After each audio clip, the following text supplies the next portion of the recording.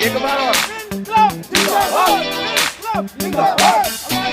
हमको चाहिए, हमको चाहिए, हमको चाहिए,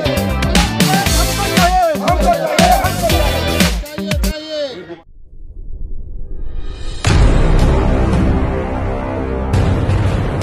नमस्कार, आप देख रहे हैं मिनी संसद और आज हम बात करेंगे कि स्मॉल स्टेट्स की बात करेंगे, फेडरेशन फॉर न्यू स्टेट्स की बात करेंगे और कैसे बात करेंगे कि छोटे राज्य इस देश की इकोनॉमी के लिए, स्वास्थ्य के लिए, विकास के लिए आवश्यक होते हैं। वो छोटे राज्यों की बात जब शुरू हुई थी तो हर पार्टी ने माना कि छोटे राज्य विकास करते हैं, तेज़ी से विकास होता है और लोगों की आकांक्षाओं और उम्मीदों पर खरे भी उतरते हैं। मैं बता दूं आपको कि जो जो छोटे राज्य बने, वो चाहे तेलंगाना है, चाहे वो हरियाणा है, बहुत सारे जो छोटे राज्य हैं उनका विकास मॉडल देखकर ऐसा ही लगता है, वो उत्तराखंड की बात करें, वो छत्तीसगढ़ की बात करें, वो झारखंड की बात करें, कि उनमें के अंदर एक विकास हुआ और उनको नैतिक समर्थन भी मिला सरकारों से।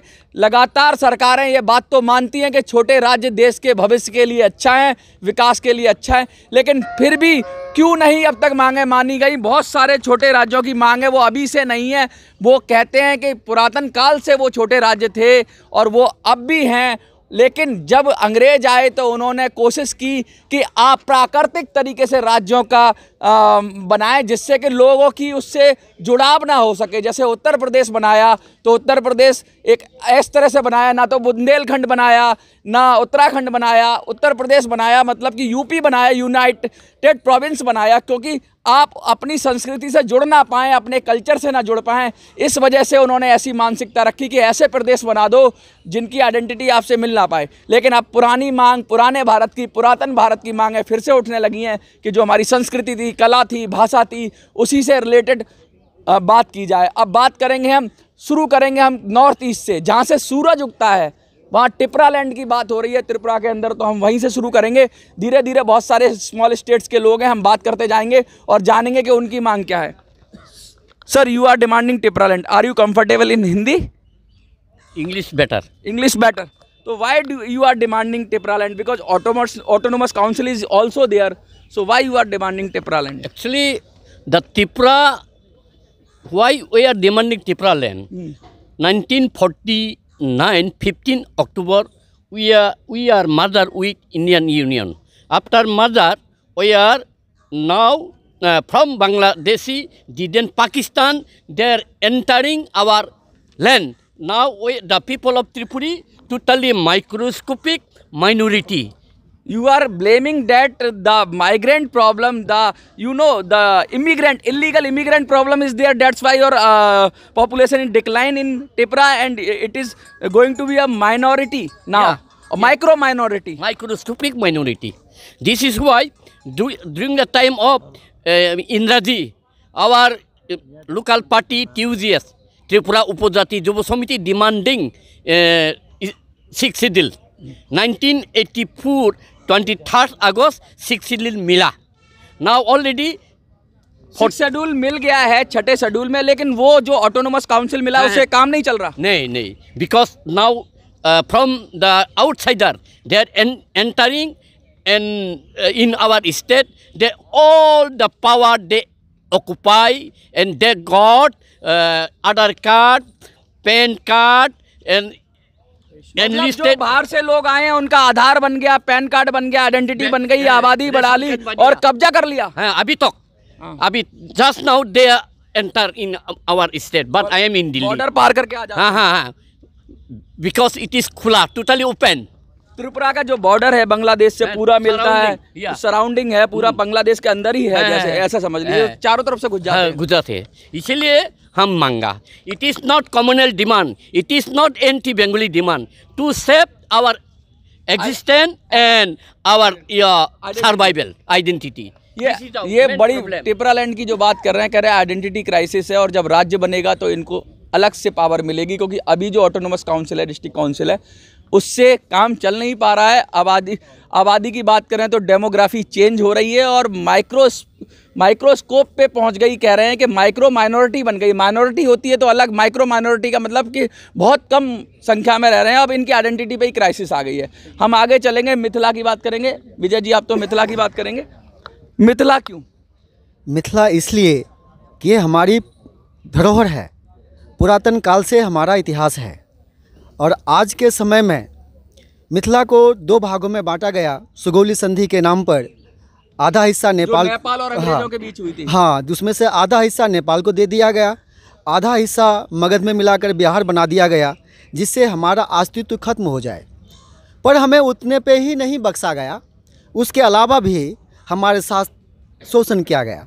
हमारे खेत जिससे हम गुजारा करते थे उसमें बाढ़ पानी से हर साल डूबता है। इंडस्ट्री जितने थे ख़त्म कर दिए गए, हम लोग पलायन के शिकार हुए। यानी मिथिला आज 90% घर खाली है, ताले लगे हैं। इसके साथ साथ यहाँ यही नहीं रुका है, इसके साथ सबसे बड़ी समस्या वहाँ पर ये हो चुकी है कि बाहर देश से आए हुए बांग्लादेशी मुसलमानों को वहाँ बसाया जा रहा है। हम वहाँ के मूल निवासी हैं, हमारे लिए रोज़गार नहीं है, इंडस्ट्री नहीं है, हमारे खेत फसल काट लिए जाते हैं, हमारे लिए 2 वक्त का रोटी खाना मुश्किल है। पर वहाँ से जो बाहर से आए बांग्लादेशी रोहिंग्या मुसलमान हैं, उनको प्रधानमंत्री आवास के नाम पर मकान बनवा के दिया गया। हर एक गांव के क्षेत्र में आप देखेंगे तो 500-500 घरें बना दिया गया। उनके लिए रोज़गार कहाँ से आ रहा है, उनका गृहस्थी कहाँ से चल रहा है? यदि वो जनसंख्या बढ़ा रहे हैं तो उन्हें उनका गुजारा कैसे चल रहा है? लगभग मुझे ऐसा कहा जाता है कि 40 के करीब ज़िले आप लोग क्लेम कर रहे हैं, उसमें बिहार के ज़िले आएंगे, कुछ और राज्यों के ज़िले आएंगे, तो बहुत संघर्ष वाली स्थिति है। नेपाल के भी कुछ ज़िले आ रहे हैं, तो कैसे बनेगा मिथिला? मैं संघर्ष के उसमें नहीं जा रहा। जो इस समय हमारा गंगा से इस साइड बॉर्डर तक जितने भी हमारे 28 ज़िले हैं वो पहले हमें दे दिया जाए, बाकी अपना जो करें सो करें, उसके बाद देखेंगे। मतलब शुरुआत होनी चाहिए। अच्छा, शुरुआत तो हुई। जब मिथिला की बात करते हैं तो मैथिल जो भाषा है आपकी, उसको तो 8वीं अनुसूची में ले ही लिया गया, तो ये तो खुश दे तो रही है सरकार। सरकार कहाँ दे रही हो, सिर्फ किताबों में कागजों में है। ये अभी तक मिथिला की ज़मीन पर नहीं है, वहाँ पे अभी भी हिंदी बोला जाता है। मिथिला की राज्य भाषा उर्दू है, आज भी प्रथम स्थान है। न स्कूलों में मैथिली बोली जाती है। मिथिला की दुर्गति ये हो चुकी है कि जो मुस्लिम बहुल्य एरिया है वहाँ पे उर्दू स्कूल खोला जा रहा है। अगर यदि हिंदू के 10 बच्चे 10 घर भी हैं तो उर्दू स्कूल में जाके उर्दू सीख रहे हैं, मैथिली सीख लें। मैथिली नहीं, मैथिली तो वहाँ पे हिंदी बोला जाता है। चलिए हम आगे बढ़ते हैं। सर, आप जिस तरह से आयोजित करते रहते हैं programme, federation for new states की बात है, आज आपने कमान संभाल रखी है, तो किस राज्य की तरफ जाएंगे आप? हमें तो पूरा 21 राज्य चाहिए। अच्छा, 21 के 21 राज्य चाहिए, चाहे बोडोलैंड हो, उत्तरांध्र हो, मिथिला हो, गोरखालैंड हो, सभी राज्य चाहिए। और सभी राज्य की मांग 70-75 सालों से लगातार उठता है और ये ज़रूरी भी है, क्योंकि सबका अपना कल्चर है, अपनी भाषा है, लिपि है, संस्कृति है, उनका खान पान है। तो एंशिएंट इंडिया में, पुराने भारत में जो थे वही चाहिए आपको? बिल्कुल बिल्कुल वही चाहिए हमें। और उसमें हमने 2 प्रदेश, जो लवकुश प्रदेश है पीओके और सीओके, गजब की चीज़ करी है आपने कि कुछ प्रदेश पीओके यानी पाक ऑक्युपाइड कश्मीर और सीओके यानी चाइना ऑक्युपाइड कश्मीर, ये आपने 2 नए प्रदेश जोड़े। तो लव प्रदेश और कुश प्रदेश का नाम दे दिया आपने इनको? जी जी। जब राम भगवान ने अपना क्षेत्र जो है राजशाही दिया था लव कुश को, तो उनका प्रदेश उसी क्षेत्र में आता था, तो उसी के नाम पे हमने लव प्रदेश और कुश प्रदेश को इंडिकेट किया है। इसमें हम भारत सरकार से निवेदन करना चाहते हैं जो हमारे दोनों प्रदेशों को जल्द से जल्द निर्माण करने के लिए राजनीतिक रास्ता निकालें। और पाकिस्तान सरकार और चाइना सरकार से भी हम अनुरोध करते हैं जो शांति के रास्ते से वो हमें हमारी क्षेत्र दे दें और हमें हमारा संस्कृति जिससे बचे और लव प्रदेश और कुश प्रदेश का विकास हो, भारत में विलय हो और हम अपनी संस्कृति के धरोहर का संरक्षण कर सकें। आपको मैं सुन रहा था, बड़े गौर से सुन रहा था। उत्तरांध्र से बात कर रहे हैं आप। आंध्र प्रदेश का तो पहले ही तेलंगाना ले लिया गया, अब एक हिस्सा और आएगा क्या? आंध्र प्रदेश तो इतना बड़ा स्टेट है, even after bifurcation south India में तमिलनाडु से बड़ा स्टेट है, राज्य है। क्यों? अभी आंध्र प्रदेश एक कोने से दूसरा कोने तक 1100 किलोमीटर का रास्ता है। सो इतना ये छोटा नहीं, अभी आंध्र प्रदेश अभी भी। उत्तरांध्र में ऐसा क्या है जो आप अलग से मांग रहे हैं? क्योंकि उत्तर की बात करेंगे तो ऊपर वाला हिस्सा आ जाएगा। Uttarandhra is the area above Godavari river. अच्छा, तो वो मध्य प्रदेश से समीप का बात कर रहे हैं? उड़ीसा का, सदर्न उड़ीसा एंड गोदावरी का बीच में जो जगह है, दिस इज द उत्तरांध्र। अच्छा, And ये छोटा नागपुर बेल्ट में आएगा? no. It is eastern. Why Visakhapatnam is the center of Uttarandhra. Visakhapatnam, we are asking for the capital. When Andhra Pradesh was divided, Visakhapatnam is the largest city. It should have become the capital. Okay. And the then power, Mr. Naidu has made Amaravati, which was non-existent place, as a capital. Amaravati is, you know, कि people are saying that Amaravati should be the capital of. No, we don't want it. We want a state because this place has been neglected from the last 70 years. We have got 450 kilometers of seashore. What about the history of Uttarandhra? Uttarandhra was the part of Kalinga. It was part of southern Kalinga. Kalinga वही जिसको अशोक ने जिससे जंग की थी और हार नहीं मानी कलिंग ने. Yeah, that is right. Kalinga is this is southern Kalinga and up to Kadak is the northern Kalinga. अच्छा, आप हार नहीं मानने वाले हो? So इसे हार और जीत का नहीं है, ये गवर्नमेंट की बात है. लड़ेंगे, No, we will get a state. We have made a party, Uttarandhra Praja Party. We are going to contest the 2020. अच्छा, political party. Yeah, we have made a party. This is Uttarandhra Praja Party का ये है. And we have made a party and we are going to contest. आपने इतिहास बदल दिया था. 50 सम्राट अशोक कहता है कि उसके बाद ही उन्होंने बौद्ध अपनाया जब इतनी हिंसा हुई और उन्होंने देखा कि कलिंग को जीत नहीं पा रहे हैं. We are basically peace-loving people. If somebody tries to crush us, then definitely cat also jumps, isn't it? Say we are a very peace-loving people. मतलब हम शांति से रहते हैं लेकिन कोई सामने से आए तो मुंह तोड़ जवाब देते हैं, ये कहना चाहते हैं. Sir, where are you come from? Orissa. Orissa. Kaushal state. Kaushal कहते हैं कि राम के नंसार थी, कौशल्या का घर था, तो कौशल स्टेट मांग रहे हैं आप. देखिए, हम लोग कौशल स्टेट मांग रहे हैं इसलिए कि डेवलपमेंट वर्सेस अनडेवलपमेंट. पूरा उड़ीसा जैसे जब से गठन हुआ है 86 साल जैसे हो गया, लेकिन अभी भी देखते हैं एजुकेशन, हेल्थ और पड़ोसी हैं. एक हिस्सा आप ले लोगे, एक हिस्सा ये ले लेंगे. उड़ीसा कहाँ जाएगा?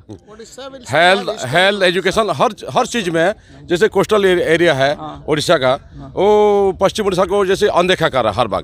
इसलिए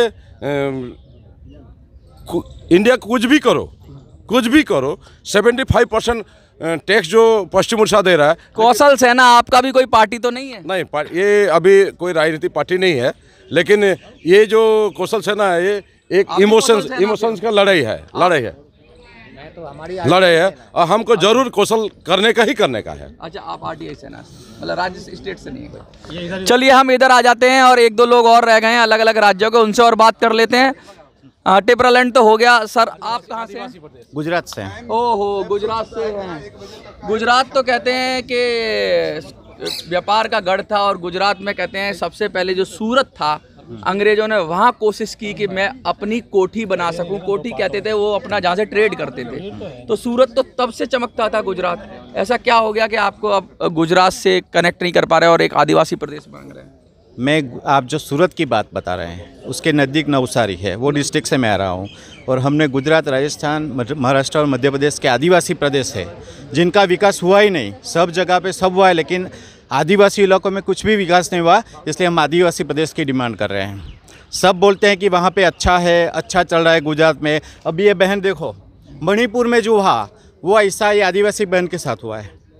इसको मारा गया, पीटा गया, अभी वो घर पे भी नहीं रह सकती. मतलब बुरा हाल आता है. क्या दूर के ढोल सुहावने हैं, ऊपर से चमकता गुजरात, अंदर से आदिवासियों के साथ गलत हो रहा है. सब कुछ मणिपुर जैसा इनके साथ इंसिडेंस हुआ है. अभी हम सुप्रीम कोर्ट का अप्रोच किया है और हाई कोर्ट ने अभी ध्यान में रखा है और अभी एक्शन स्टार्ट हुआ है. लेकिन जो बता रहे ऊपर से दिख रहा है वो वहाँ पे है नहीं. आप कहाँ से हैं सर? त्रिपुरा से. और कौन? आप सब त्रिपुरा से. आप? मिथिला से. देखिए, ये अलग अलग राज्यों से आए हुए लोग हैं, लगातार धरना प्रदर्शन कर रहे हैं. Small federation for new states की बात कर रहे हैं, ऑल इंडिया रजिस्टर्ड, और ये बहुत पुरानी फेडरेशन है और लगातार ये कह रही है. ये लिस्ट है मेरे पास, मैं बता दूं. कुछ प्रदेश, लव प्रदेश, मिथिला, गोरखालैंड, आदिवासी प्रदेश, उत्तरांध्र, रायलसीमा, पश्चिम प्रदेश, बुंदेलखंड, पूर्वांचल, मराठवाड़ा, कमतापुर, मरु प्रदेश, कौशल, कोदावलालैंड, बोडोलैंड, त्रिपुरालैंड, सोनांचल, विदर्भ, मगध प्रदेश, कच्छ प्रदेश है. और इसके जो प्रतिनिधि है वो यहाँ पर उपस्थित हैं. और पूर्ण केंद्र शासित प्रदेशों की सूची भी ये कहना चाहते हैं. ये कुछ और मांग है कि दिल्ली, मुंबई, चेन्नई, कलकत्ता, हैदराबाद, पटना और जयपुर पूर्ण केंद्र शासित बन जाएं ये, जिनको जो बीच में जो लटकते हैं और प्रॉब्लम होती है वो ख़त्म करें। तो दो मुख्य मांगे हैं। ये कह रहे हैं पहाड़ी क्षेत्रों को छोड़कर 3 करोड़ से ज़्यादा की जो आबादी है उसको राज्य बना देना चाहिए। अगर वो एक तरीके से एक कम्युनिटी है और एक तरीके से वो बिहेव करती है, एक कल्चर को फॉलो करती है, तो उसको बना देना चाहिए। 16 से 8 केंद्र शासित, शुरू में 16 राज्य और 16 राज्य और 8 केंद्र शासित प्रदेश बने थे। उत्तर प्रदेश की आबादी 24 करोड़ है, बिहार की 14 करोड़, महाराष्ट्र की 15 करोड़ है, अरुणाचल की 14 लाख, मेघालय, मतलब काफ़ी सारा डिस्क्रिमिनेशन है। कुछ तो बहुत बड़े राज्य हैं, बड़े बड़े हैं जहाँ आबादी बहुत ज़्यादा है, और कुछ बहुत छोटे हैं। तो इन्होंने ये कहा है कि भाई इसको संतुलित करो, ऐसा ना हो कि कुछ राज्य इतने ज़्यादा स्ट्रांग हो जाएं और कुछ आबादी की वजह से और कुछ छोटे हो जाएं। तो उनको भी सलीके से तरीके से बांटो और उनका विकास करो। क्या मैसेज देना चाहेंगे सर? बहुत अच्छा प्रोग्राम हुआ आपका, एक मैसेज लास्ट। जी लास्ट में रामाराव जी देंगे मैसेज। ये हम खत्म हो गया बस। what we want is next 2024 election, we want both the national parties to give in their manifesto that they are in favor of smaller states. We demand 50 states in India. We demand.